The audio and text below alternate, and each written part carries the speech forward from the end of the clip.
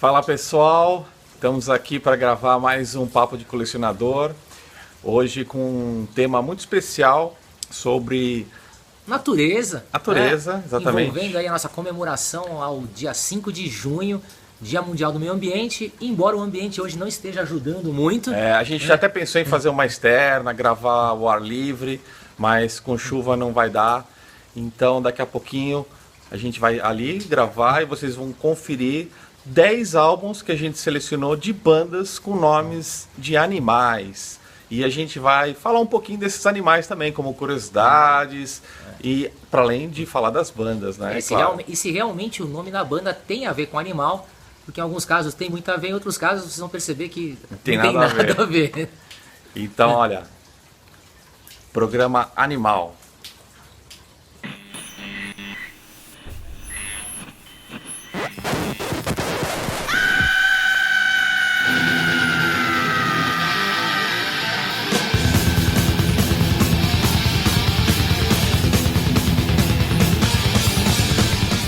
É isso aí, galera. Estamos aqui hoje para falar de 10 bandas do nosso Papo de Colecionador, que são bandas com títulos de animais, que remetem a animais. É claro que existem milhares de bandas, centenas de bandas assim. Nós tentamos escolher aquelas mais representativas, musicalmente, é claro, mas que também lembrem alguma coisa curiosa que a gente possa usar para comemorar esse dia tão importante que é o Dia do Meio Ambiente.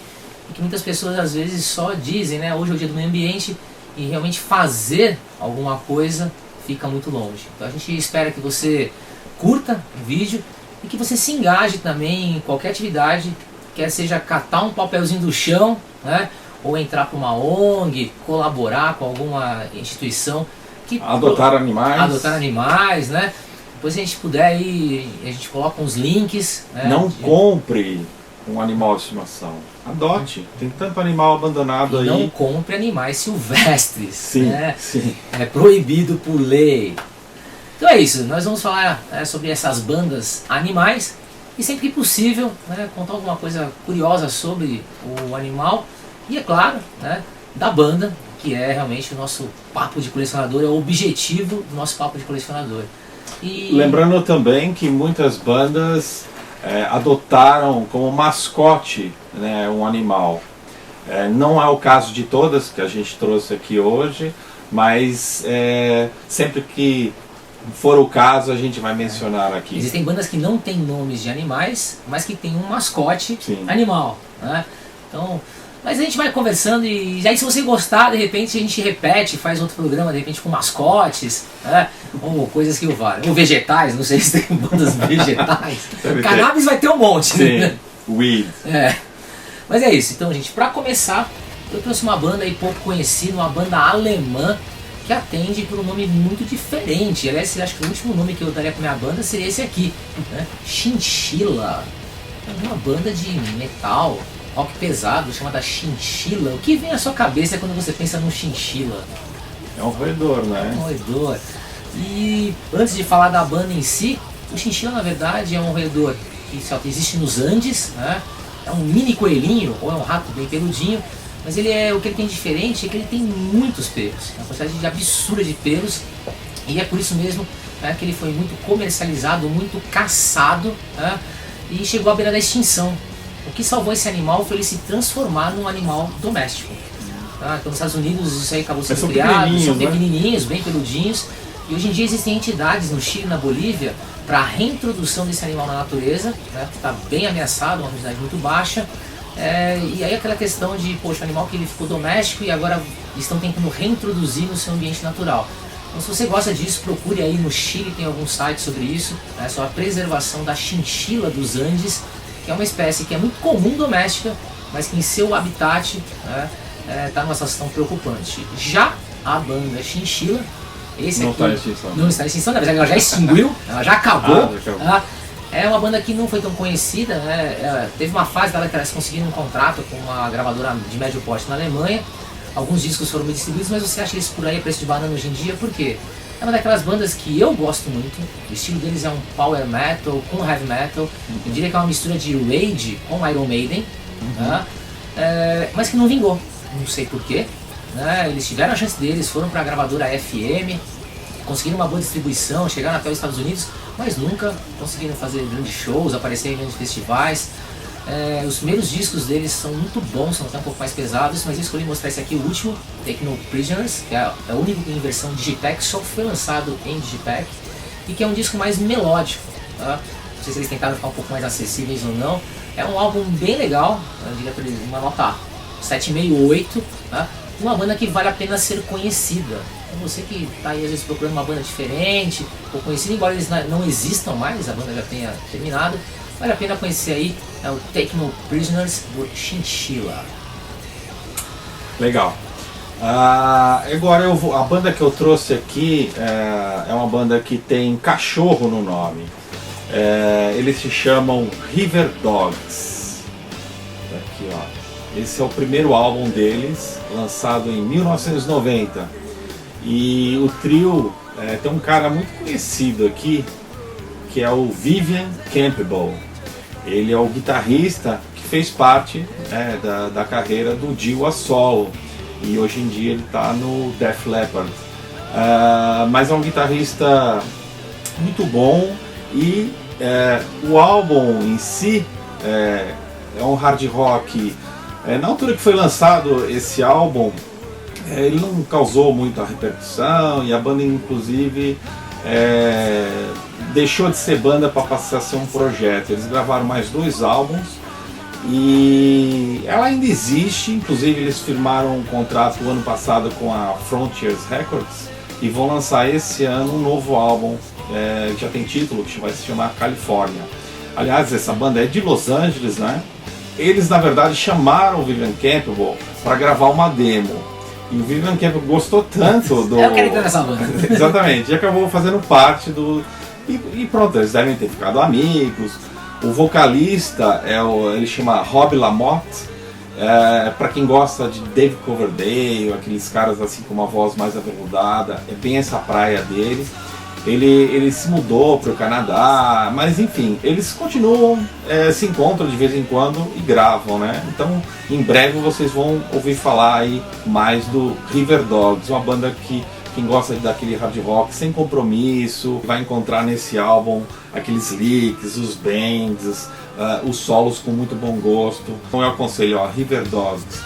E para falar do cachorro, né? O cachorro, vou falar um pouquinho sobre o cachorro porque ele é o animal mais próximo do homem, né? Acho que é o animal mais antigo que o homem domesticou, né? Existem várias teorias sobre como o cachorro seria domesticado. E uma das mais aceitas, na verdade, não foi que o homem domesticou o cachorro, foi o contrário. Exatamente. Eu até ia comentar, você assistiu o Cosmos? Sim. A nova série do Cosmos, do Carl Sagan, que agora é apresentada pelo Degrassi, né? Eu acho, se não me engano, no segundo episódio dessa nova série, eles contam essa história. Que no final da Era Glacial, né, 30 mil anos atrás, o homem vivia em grupo, em pequenos grupos, nômades, né? Então muitas vezes ao relento. Então eles tinham medo, né, dos leões da montanha, de ursos, porque eles se sentiam atraídos pela caça que o homem fazia. Os acampamentos chamavam a atenção, né? O Exatamente. cheiro da comida. E os lobos, que já existiam naquela altura, parece que eles têm um hormônio qualquer que eles tinham muito estresse de chegar perto. Então eles meio receio de chegar perto do homem, mas interessado em pegar os restos e foram se aproximando cada vez mais. Uma seleção, na verdade. E houve uma seleção natural, né, passados séculos e séculos. Alguns desses lobos que não tinham tanto hormônios desse estresse começaram a se aproximar e começaram a ver uma possibilidade de se eles não atacassem, eles podiam ficar por perto e o lixo, digamos assim, os ossos que sobravam, eles podiam se alimentar. E os homens perceberam que havia uma vantagem, porque esses animais seriam de guarda contra outras feras daquele período.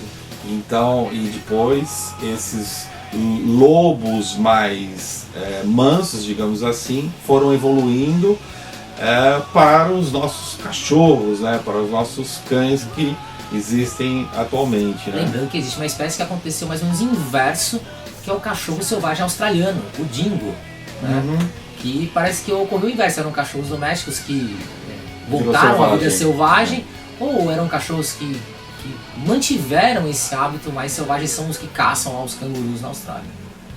Então, muito legal. Quem não tem um cachorro, né? Todo mundo diz aí que é o melhor amigo do homem. Eu adoro cães, então... Cães do Rio. Tem cães do Rio? Por que será? Eu acho que eles acharam um nome legal, a sonoridade River Dog, mas cão de rio não faz muito sentido. Mas de qualquer forma, o cão é um grande companheiro. Eu só acho mal que o homem, ao longo do tempo, foi criando novas espécies pela beleza. Então, o cachorro, para sobreviver, para continuar a espécie, ele acabou sendo... Não, existem algumas raças, inclusive, que faz parte da raça ter um defeito. Então, existem raças, por exemplo, que normalmente o dálmata, os que têm mais pedigree costumam ser surdos, porque tem as pintas certas, mas carregam uma deficiência auditiva. Outras raças, essas menorzinhas, eles têm acondroplasia, as patinhas são curtas, o animal tem que dar remédio de anão para animal. Então é um tipo de situação que você força uma coisa não natural. Mas é isso. Aí, River Dogs. O próximo, de mamífero, vamos para aves. Estou falando de uma banda dinamarquesa chamada Maltese Falcon. E o nome Maltese Falcon não tem nada a ver com o bicho que eu vou falar. Na verdade, esse nome tem a ver com o filme, né? O Falcão Maltese, o Gavião Maltese, que é um filme que inaugura o estilo noir de espionagem. Então, aqueles estilos onde a gente tinha aquele espião, né? Que era bonitão, que deu origem depois ao 007, né? O Conquistador. Né? Então, esse filme, que era um livro, né? Foi um livro, depois se transformou em um filme, foi o que influenciou essa banda dinamarquesa a dar esse nome, né? Maltese Falcon. É o único álbum deles, né? Eles lançaram, na verdade, um outro que é uma coletânea. Na verdade, sim, eles gravaram um segundo disco, que é o Maltese Falcon 2, mas nunca foi lançado. E alguns anos atrás foi relançado, né? Mas assim, como se fosse póstumo, né? Uma homenagem póstuma à banda, não é tão bom, né? Do que esse álbum que eu acho excelente, muito bom. Heavy metal tradicionalíssimo, existe essa palavra? Tradicionalíssimo! Corta isso aí depois.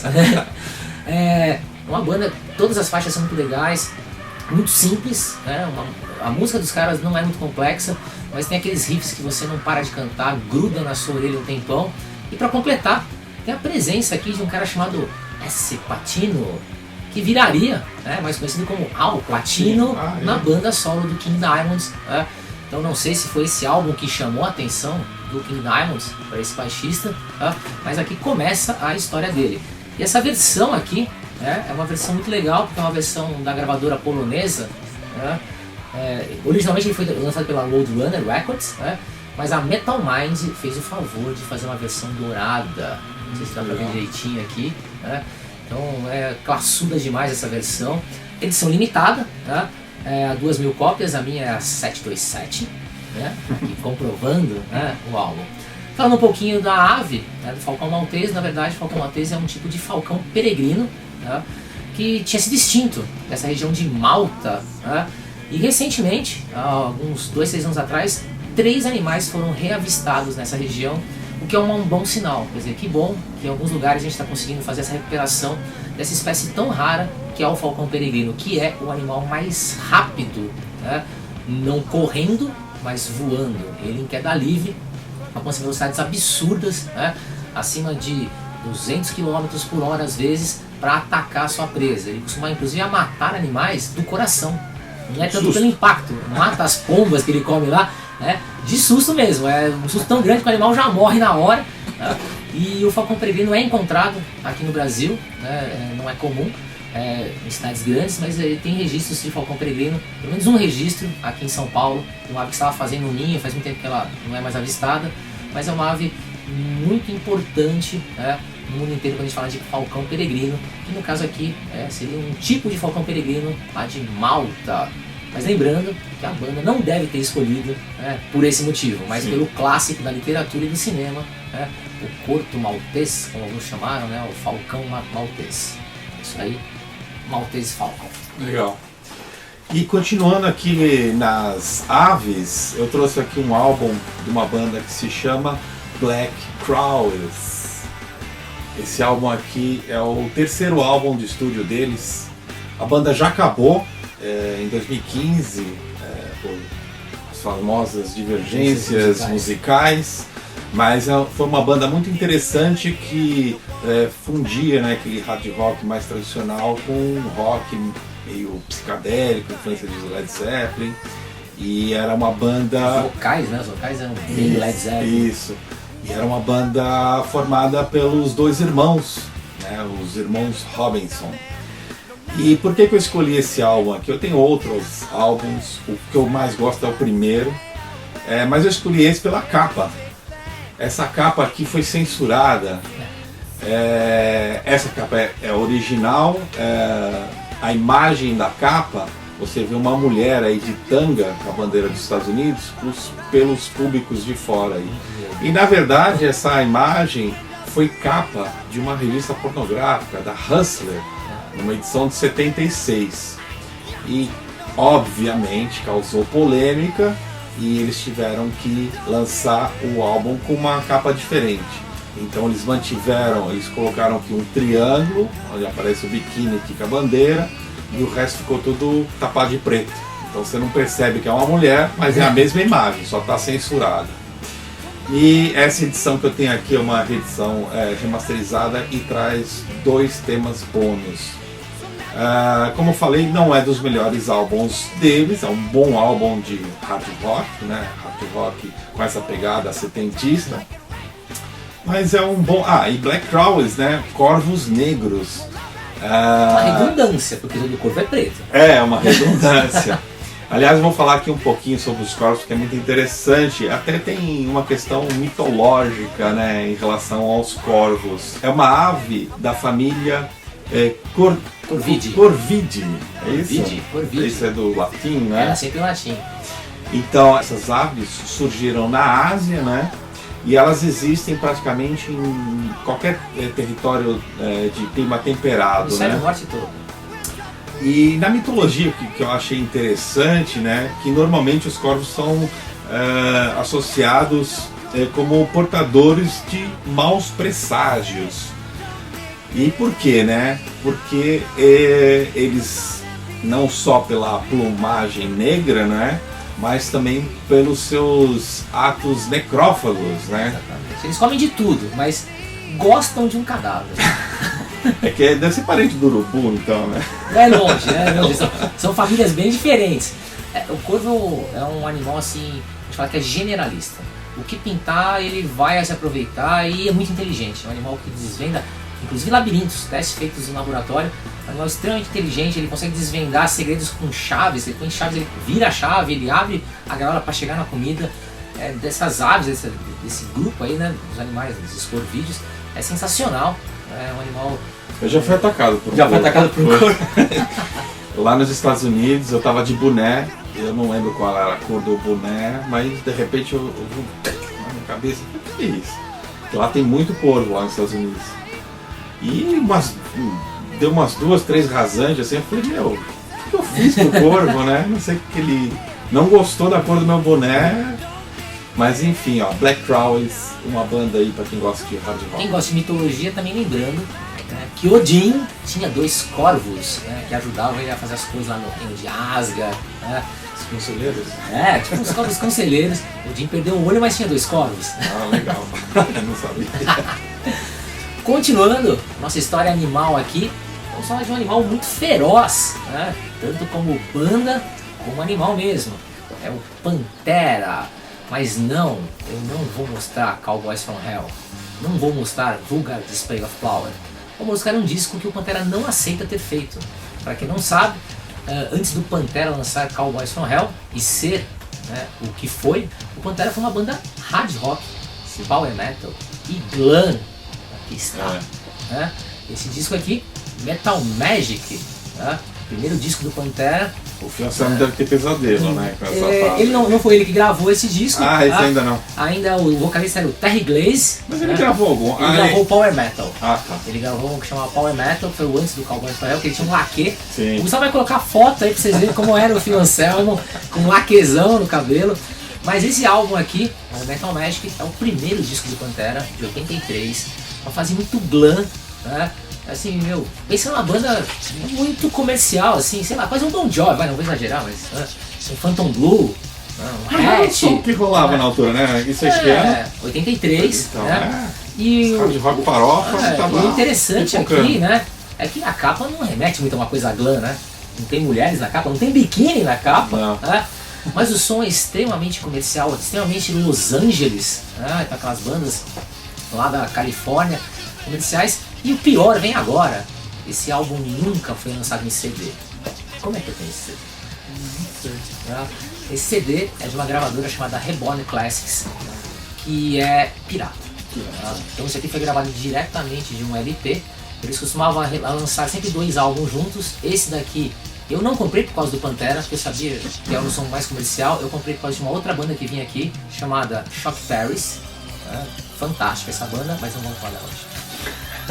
Esse disco do Pantera é extremamente comercial. Se você gosta de um som bem hard rock, bem glam, bem acessível, procure esse Pantera, só que você não vai conseguir achar em lugar nenhum, a não ser coisas piratas, né? Então os 4 primeiros discos do Pantera jamais foram lançados em CD oficial e nem o serão. A banda diz que não existia, né? Não aceita esse passado. É uma coisa esquisita para uma banda. Algumas bandas, não sei, se negam a... Tem que mudar de nome então, né? Já que é pra começar de novo, com uma nova sonoridade, vai mudar de nome, ué. E falando um pouquinho então aí... assume, né? Assume o passado. Não, e de repente, pra cara que é fã de banda, o fã da banda vai atrás. O cara que é o fã hardcore, ele gosta da banda, do que ela foi, mas se você falar assim, teve uns trabalhos anteriores que não foram tão bons, o cara vai comprar. O cara vai querer conhecer a banda. Então não sei por que negar tanto esse passado. Falando um pouquinho do nome Pantera, o nome Pantera vale para várias espécies diferentes, né?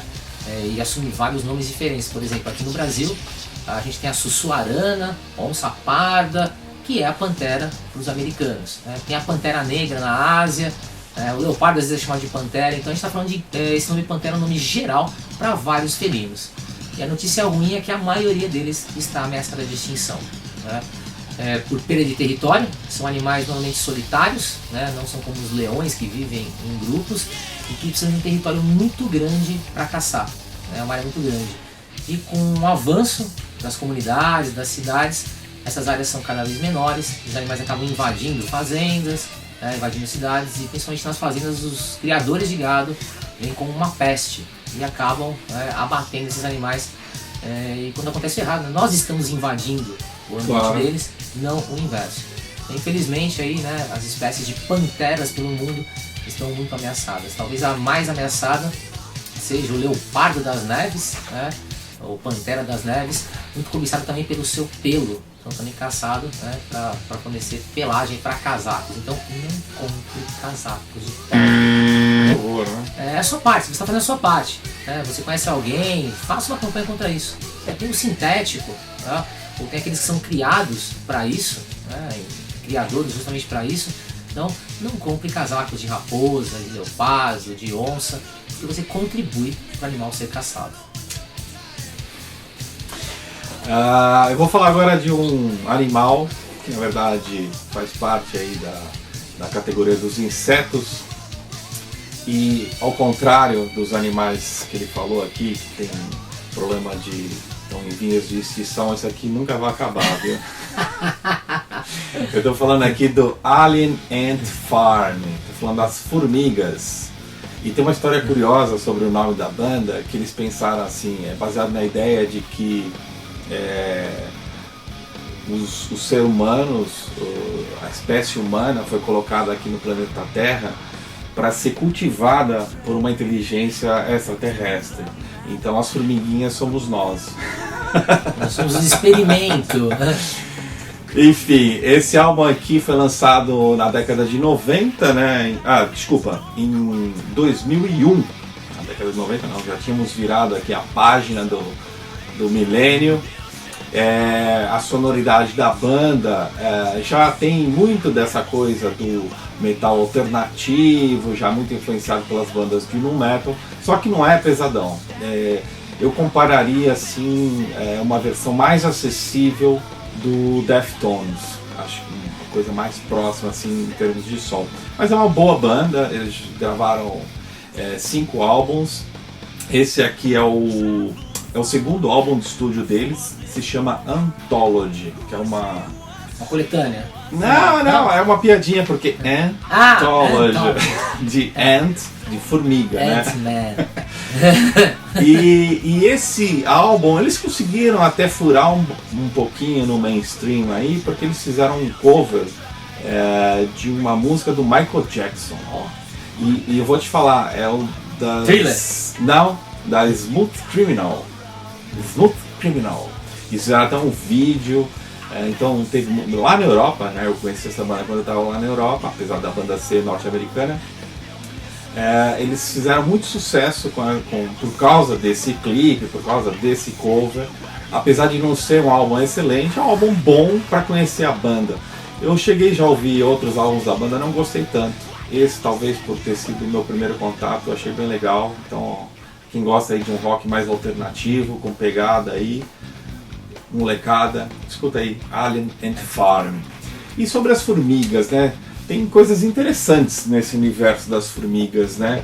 E eu separei aqui algumas informações que eu acho relevantes, porque é um inseto tão comum, né, que a gente nem dá por eles. Mas olha que eles têm uma importância aí, né? A família deles pertence Formicide. Formicide. Ácido fórmico, aquela secreta quando te picam, né? E por isso que fica aquela coceirinha, é chamado ácido fórmico. Mas nem todas fazem. Todas têm, depende da quantidade. Algumas são piores. A saúva, por exemplo, né? E também depende da própria genética da pessoa. Algumas pessoas são mais alérgicas e menos alérgicas. Né? É o grupo mais numeroso dentre os insetos. São seres particularmente interessantes porque formam níveis avançados de sociedade. Então eles são muito organizados, né? Existem mais de 12 mil espécies. Vou aproveitar e contar uma curiosidade. Tem tanta espécie diferente que tem espécies que vivem já só nossas, ligadas à parte urbana. Existem espécies exclusivas de sala de cirurgia em hospital. Nossa. Os caras em hospitais, às vezes eles têm problemas que eles têm que eliminar um tipo de formiga que não pode ficar no centro cirúrgico. Existem espécies que só vivem em centro cirúrgico de hospital. Uma coisa assim absurda, o nível de especialização que esses insetos têm com esse habitat, com esse nicho que elas querem ocupar. E elas existem praticamente em todo o planeta, com exceção dos polos. Os polos, formiga não gosta do frio. E outra curiosidade aqui que eu trouxe, que estima-se que o peso de todas as formigas do planeta supera o peso de toda a humanidade. Então tem formiga pra caramba, né? Muita formiga. Então constitui 15 a 20% de toda a biomassa animal terrestre. E é claro que tem muita formiga, tem muito bicho que come formiga também, né, altamente predada. E aí o Gustavo ele vai colocar para vocês aí depois uma imagem que ele vai procurar certeza, que é uma lenda que falam das formigas zumbis. E você que já viu por aí essa história no Face, no YouTube, em qualquer rede social, na verdade a formiga não é um zumbi, mas ela é atacada por um fungo.